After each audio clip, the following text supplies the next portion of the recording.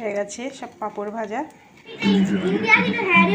এইটা আমি ইয়েতে কিছু ফালতু রথের মধ্যে একটু পাঁপড় ভাজা খাবো না, সেটা হয় প্রথম দিন মেলায় যেহেতু গেছিলাম তাই পাঁপড় ভাজাটা শেয়ার করা হয়নি। আজকে আমি মেলায় যাইনি, তাই পাঁপড় ভাজছি আজকে সবাই মিলে খাবো। এরপরে একটু মার বাড়িতেও যাবো।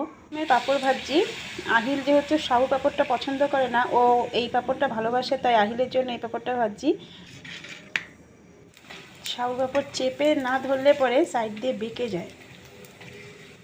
হয়ে গেছে সব পাঁপড় ভাজা, বেশ ভালোই বড় বড়ই আছে।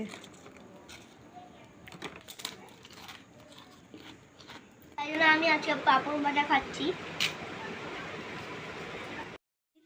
পাঁপড় ভাজা খেয়েছি আমি, আহিল আর আমার মেয়ে সবাই পাঁপড় ভাজা খেয়ে এবার মায়ের বাড়িতে চলে এসেছি। আর আহিলের বাদরামো দেখতেই পাচ্ছেন, একবার বিছানা উঠছে একবার নিচে নামছে। আর আমার দিদি মা সবাই মিলে পাঁপড় ভাজা খেয়েছি।